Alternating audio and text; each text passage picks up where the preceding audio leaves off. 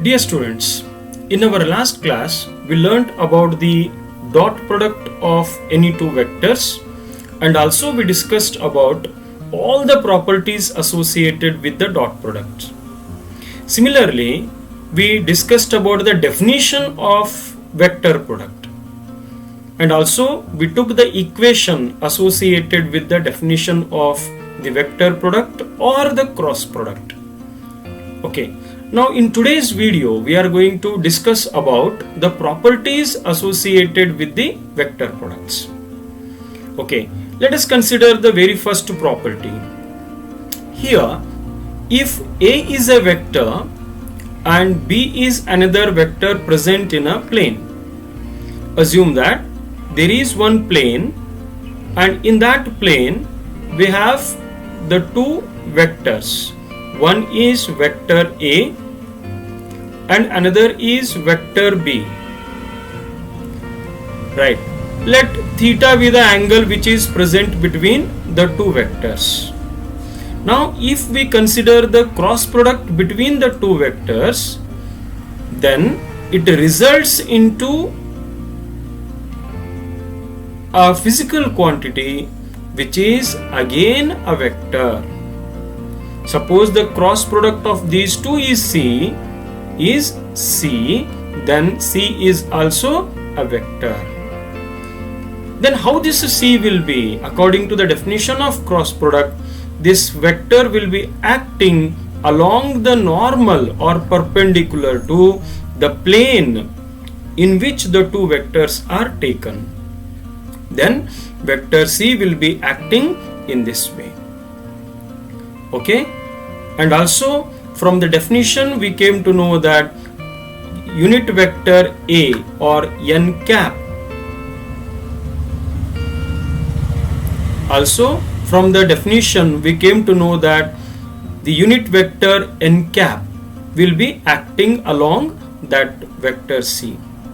Okay, from this we come to know that vector C is perpendicular to vector A as well as vector C is perpendicular to vector B. It means the cross product of any two vectors is orthogonal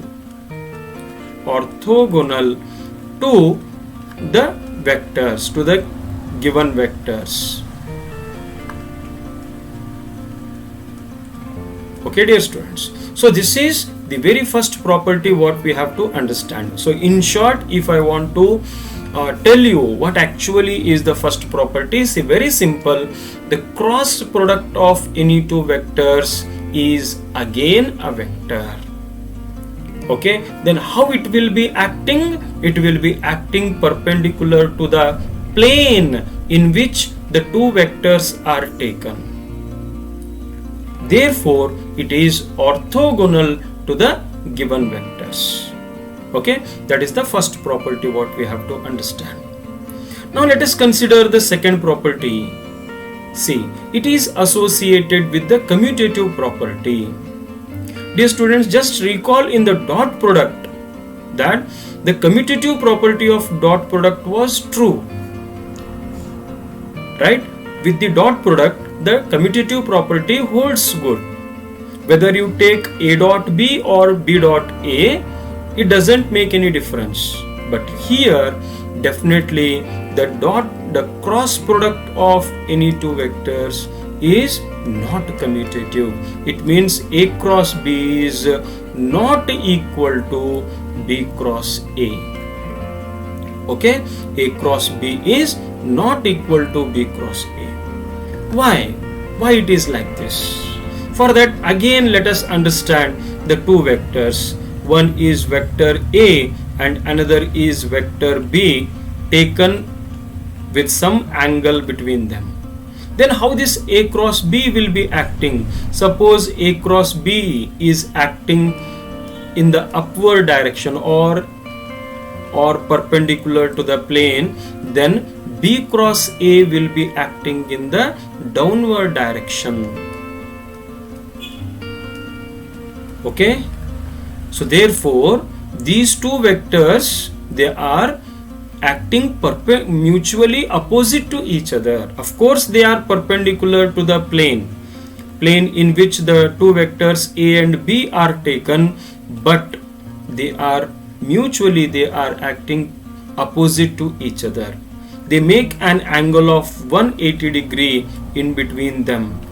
Hence, we can say that these two vectors A cross B and B cross A, the results what we get, they are anti-parallel to each other. Hence, these two vectors, they are equal in magnitude.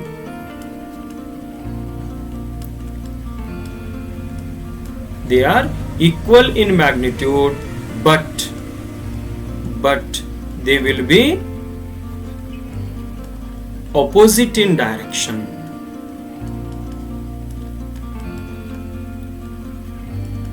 Okay, so remember this, dear students. Even though they are having the same magnitude, but their directions will be different, right? So this is the second property what we have to understand regarding the cross product. Dear students, now let us understand the third property. We know that if A and B are the two vectors, then their cross product is given by A into B sine theta. Along with that, we consider the unit vector n. Now, dear students, what happens if this theta takes different values? If theta, the angle which is present between any two vectors, if it takes different values, then according to that, the magnitude of the cross product changes. Okay, remember, I repeat it once again. As the theta changes, as the theta takes different values, then the magnitude of the cross product also changes. Hence, we have to understand what will be the magnitude of the cross product for some particular angles.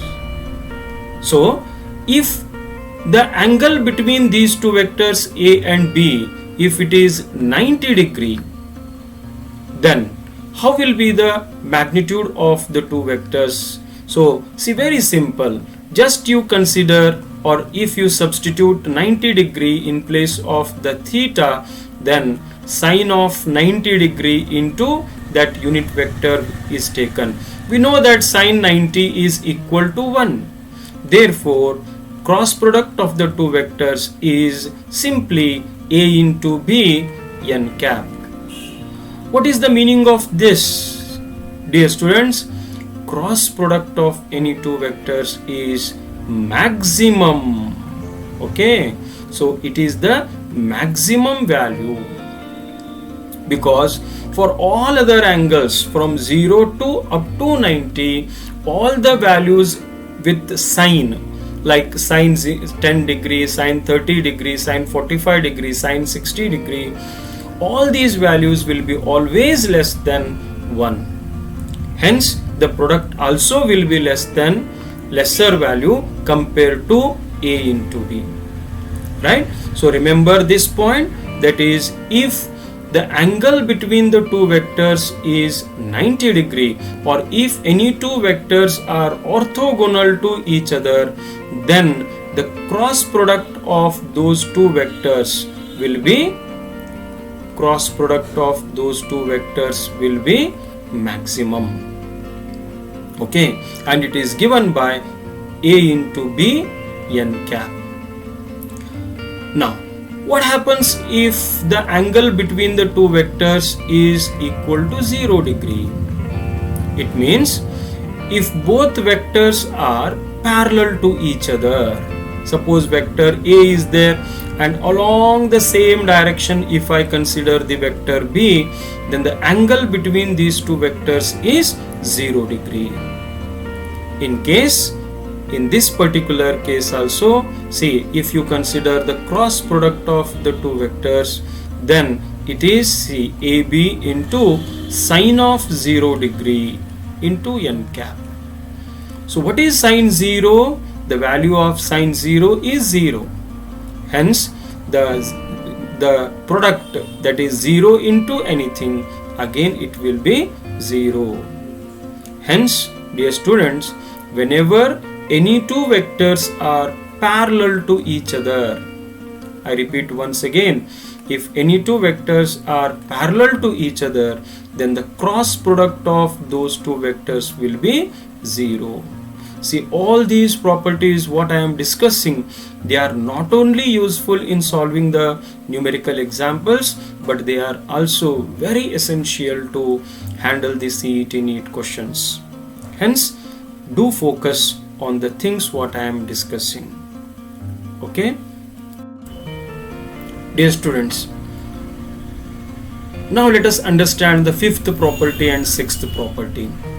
See, once we are clear regarding the fourth property what we discussed just now, then it will be very clear to understand the fifth and sixth properties. So in fifth property, what we do, if A is a vector, then if we consider the cross product of the vector with itself, see, it is the concept of cross product of a vector with itself. Yes. So, dear students, if a vector is taken with the cross product with itself, then what will be the result? See, how these two vectors will be. First, let us understand this. If vector A is taken and along with that the same vector is taken, then definitely they are parallel to each other. If they are parallel to each other, then the angle between them will be 0 degree. So in the fourth property we learned that if theta is 0 degree, then the cross product of any two vectors is 0 degree, because sine of 0 degree is 0 degree. Hence, remember dear students, the cross product of any two vectors, if the two vectors are the same vectors, or the cross product of a vector with itself is always a 0 value, is always 0. Or sometime if the direction vector is taken along with that, then it is known as the null vector.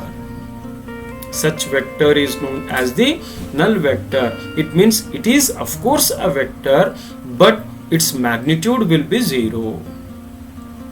Right? Hence it is called as the null vector.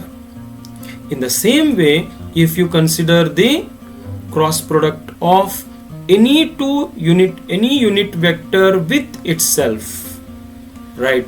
That is, if the cross product of I is taken with itself, or the cross product of j is taken with itself, or the cross product of k is taken with itself, then the same rule is applicable here also, because the angle in this case is also 0 degree. Hence, I cross I is 0, j cross j is 0, and k cross k is 0.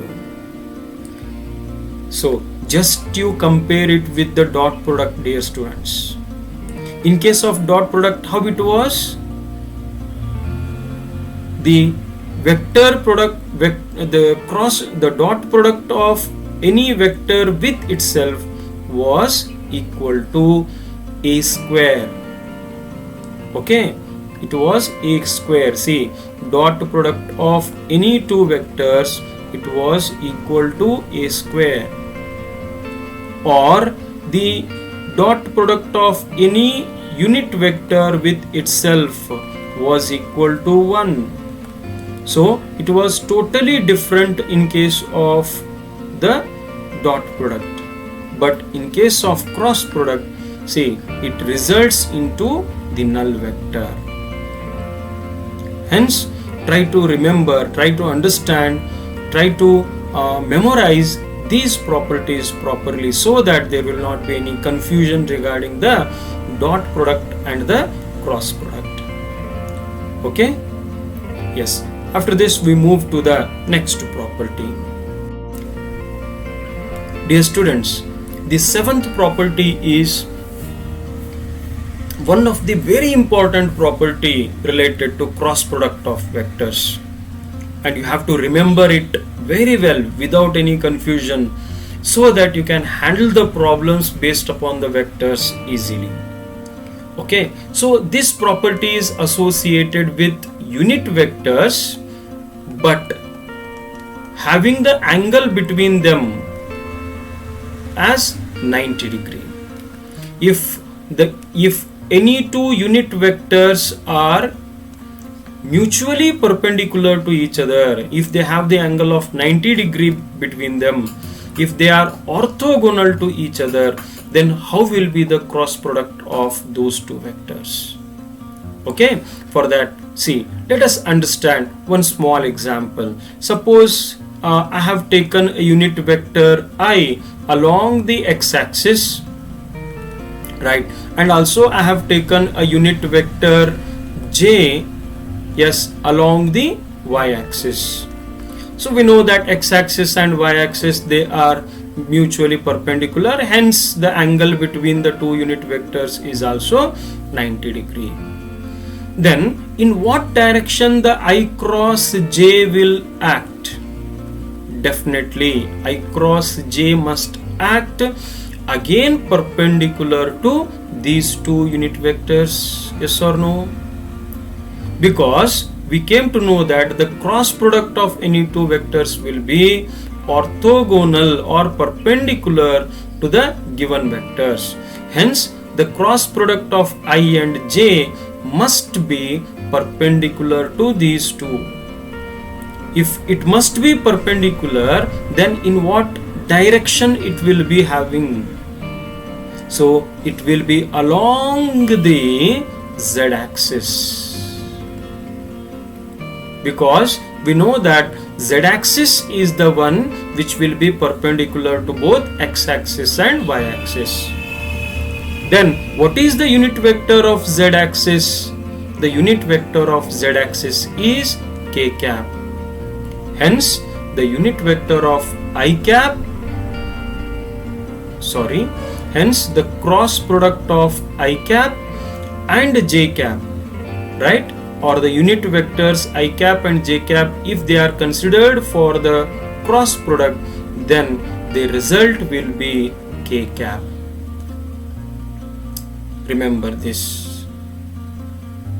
In the same way, if we consider two vectors, two unit vectors, see, one is j, unit vector j taken along y-axis, other is the unit vector k taken along the z-axis. If k is taken along z-axis and j is taken along y-axis, and if we want to consider the cross product of these two, that is j cap cross k cap, then we get a resultant vector, we get a vector, right? But in what direction that vector will be acting? So that vector should be perpendicular to these two, isn't it, according to the definition? Hence the resultant vector or the cross product of these two will be acting along the x-axis, and along the x-axis the unit vector is I cap. Hence j cross k is equal to I cap. J cross k is equal to I cap. Okay, so here we have the second result. Now similarly, if the other two vectors, the third case is taken, that is if vector I and vector k are taken together, see, vector k and vector I are taken together, which are mutually perpendicular to each other, then the cross product of these two, that is vector k cross vector I, it will be Yes, it will be a vector which must be acting perpendicular to these two. It means it must be acting along the z-axis, and if we consider the unit vector of z-axis, then it is nothing but j cap. Hence vector k cross I is j cap.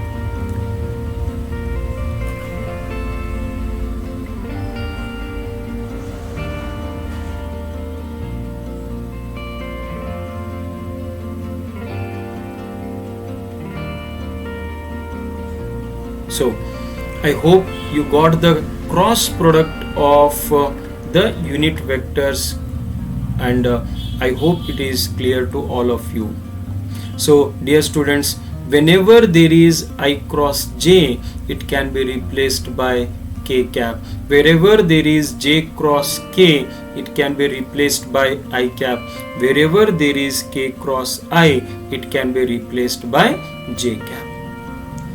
Hence, to remember them, to remember the results, see, we can consider a cyclic order of the unit vectors, right? See, if these three vectors I, j and k, if they are taken in the form of a cycle, see, I cross j is the next vector. What is the next vector to j? Next vector to j is k, right? Hence, see, I cross j will results into the next vector in the cycle. J cross k results into the next vector in the cycle, that is I cap. Whereas k cross I, it results into the next vector, that is j cap.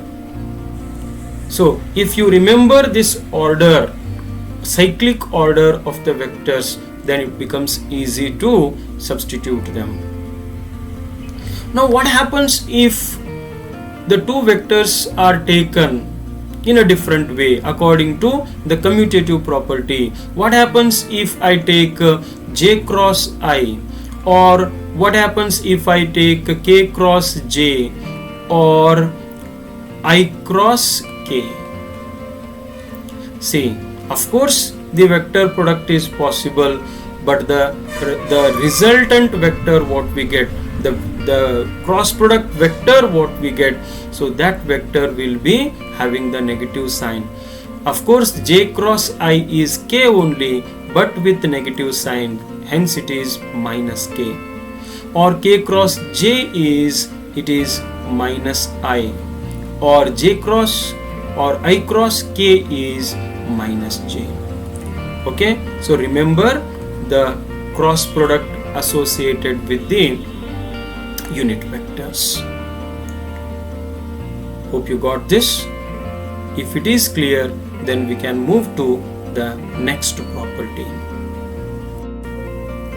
Dear students, we have the 8th property, a very important property. See, in this property we are going to discuss about the cross product of any two vectors in terms of its components, right?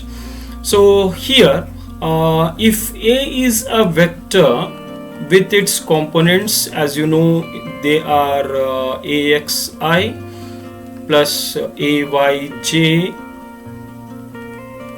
plus AZK.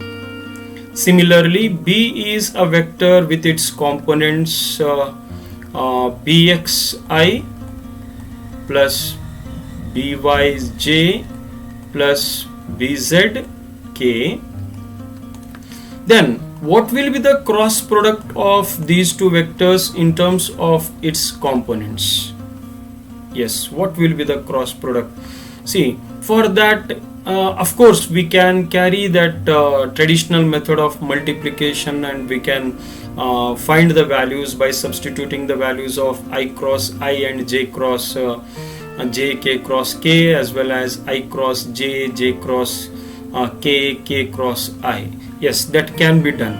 See, along with that, we use one simple method that is called as the determinant method. Yes, in the determinant method, actually it is a method which you are going to learn in mathematics, right? So but anyway, here I want to explain it in a simple way because it is the best method to recall the formula or recall the equation associated with the cross product, right? So in the determinant method, what happens, there will be 3 rows and 3 columns. In the first row there will be the unit vectors, whereas in the second row there will be magnitudes of components of vector A, right? In the third row there will be magnitudes of the components of vector B. Okay, like this. So here while considering the determinant of this, see this first column or the value of I, it has to be taken as positive, J has to be taken as negative, and K has to be taken as positive. And while considering the multiplication or while considering the unit vector J, then while considering the unit vector I, then see we have to eliminate first row as well as the first column. If we eliminate first row and first column, then we are left with only this much part, that is AY, AZ and BY, BZ. Here we have to just cross multiply the magnitudes. So if we cross multiply, then we get AY BZ minus AZ BY. Okay, now if you consider, this is over, now you have to consider minus J. So if unit vector J is taken, then J is having the sign negative.